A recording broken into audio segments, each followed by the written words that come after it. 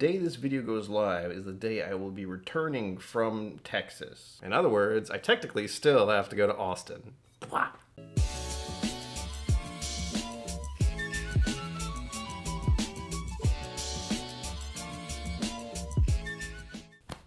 So funny. Welcome to KillCo Whiskey Musings. My name's Brian, and this, is a bottle I picked up last October. Probably one of the first distilleries you're going to hit when you go to Austin, Texas. It is very close to the airport, and I actually picked this up just before I hit the airport to come back. It's called The Musician, straight bourbon whiskey, and that's the important part to me. 49.2%. Oh yeah. This has been aged at least 2 years. This is one of the very few times where I'm trying to get a video out before I go on a trip. My point is I'm very bad at planning this far ahead, but we gotta do it because there's no way I'm gonna do a video on the same day that I'm returning from Austin.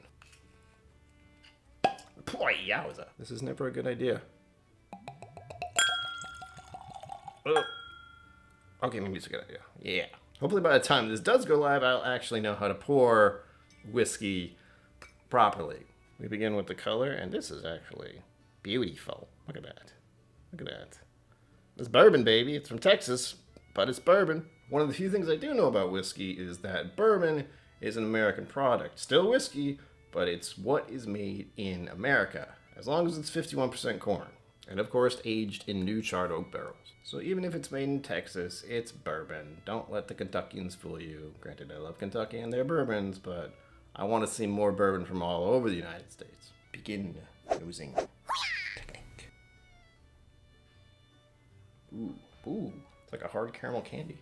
The Werther's. I just realized I haven't actually had any of this since I was in Texas in October because I haven't bothered to open the bottle. The joys of WhiskeyTuber. Getting whiskey bottles and then not opening them until you make a video of it. I feel like I'm smelling a bit of char, which is expected out of Texas whiskey because Texas temperatures are different.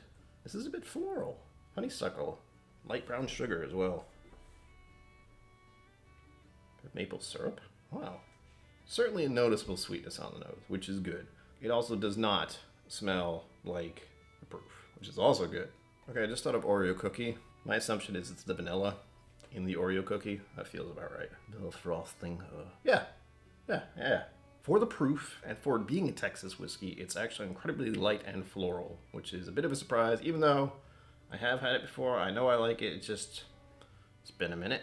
Graham cracker. There's the tiniest bit of orange citrus, too.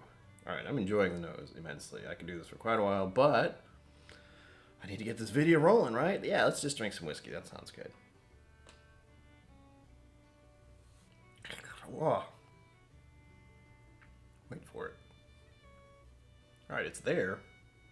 It's not burning like it usually does, so that's good. That was the initial sip, and I usually do that to prepare myself for the whiskey, but also I find it's important not to try to think about the whiskey too much on the initial sip. Just have a sip of the whiskey. Very important to just drink the whiskey initially, for me. Now we begin by holding on the palate for a little bit and see if anything else happens. Yeah. Oh, the spices come alive there. Baking spices. Completely expected. Some tannins, too. It's a little dry, but not really. It's brief. I can't call the palate subtle, but the texture's a little lighter. And that's surprising to me considering the proof. I'd expect, since it's almost 50%, it would have a little more density to it. Oh, yeah. Hold on, tongue, get some spices going. It's mostly spice, which is funny because the nose is so sweet and floralish and inviting. Touch of citrus. Ooh. There was a citrus tang for a minute. It was almost a orange bitters for a moment. I'm thinking of vanilla, unsurprisingly, but also what that's called. Toffee. That took too long. Lingering finish, definitely. And I believe the proof has numbed my tongue a bit. That's happened to me many times, where it gets really spicy, and if the proof's high enough, you can almost feel your tongue just go, ugh. If you've ever had to have a filling put in, and hopefully you haven't, I have. When they jab your gums with the Novocaine, if the Novocaine gets out, for one, it has a specific taste. That's not what I'm talking about here, but it hits your tongue and then numbs your tongue a little. That's kind of what's happening here on the finish. I thought of pudding just now. It was butterscotch pudding and vanilla pudding. That's a good thing. The more I sip it, the more the sweet notes are coming forward and the less the spice is so up front. Still there, I actually feel it on the tip of my tongue. Very cinnamony, very brown sugar, a little spiky. Tongue tingles, as I often call them. And I'm never certain if that's a barrel thing or if it's a proof thing. Could be either in this case, because often I find Texas whiskeys have a little more oak bite to them. However, many Texas whiskeys I have tried are also very high in proof, because Texas, unsurprisingly, seems to like very high proof. What a shock. For being truthful, I initially thought this was 45%. And then, of course, I went to the video, looked at the percentage, and holy shit, it's almost 50%, which I was very happy about that. Yeah, this has been an interesting one because it initially comes off very spicy, but the more you drink it, the spices subside, and the sweetness starts to come forward. Still spices, but more vanilla, more graham cracker. You still get a bit of that oak. And I like that. I actually have a bunch of fond memories that go along with this distillery. During October of 2021, I was invited to the distillery for a little event where I got to meet a bunch of other WhiskeyTube people, and it was pretty freaking cool. Yeah, and very important. If you ever do find yourself at Still Austin, one thing I do want to recommend is the Bearded Bacon Company. They were the ones who actually catered the event that I went to, and they had some fantastic food and amazing cookies. And thankfully, their shop is located right next to the distillery. Like, you go into the distillery, you look straight ahead. That's where they are. And now I'm visiting stillaustin.com to find out what they say about their whiskey. I actually have to hand it to them. Their website's very interesting as far as looking up their bottles. You scroll down, everything's moving. I got pictures moving in front of me. A little blip about their product here. When a musician combines chords, rhythms, and harmonies, the results tap into something deep inside us. Music has the ability to bring us all close together to make us feel more free and alive.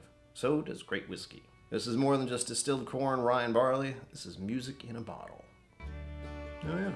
Oh, nice. It tells me the mash bill. 70% white corn, 25% rye, and 5% malted barley. That would explain why it seems so sweet. And it's just enough rye to give it some nice kick. I do enjoy that. Oh, and of course, 100% Texas. Of course. Another little blip they got. Sweetness of chef-grade white corn, the same kind used in Austin's famous tortillas, complements the spiciness of our high rye mash bill. Yes, it does. Their tasting notes are the nose. Pineapple, toasted coconut, and s'mores. I said graham cracker. Oh, toasted coconut. I could be convinced of the coconut. Pineapple, I'm not sure. Palate. Palate. Cinnamon, brown butter, and almond. Finish. Tropical fruit. Toffee. Baking spices. Oh, that's right. One of the highlights of being on the tour for Still Austin, they have a 42-foot column still. You can actually, it's ginormous. Weirdly enough, while I still have to go to Austin when I recorded this, but when this goes live, I will have just returned from Austin.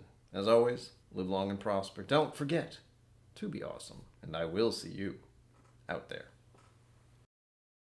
Thank you for joining me on KillCo Whiskey Musings. You can find my social media and Patreon in the links below. Be sure to like, subscribe, and I'll see you next time.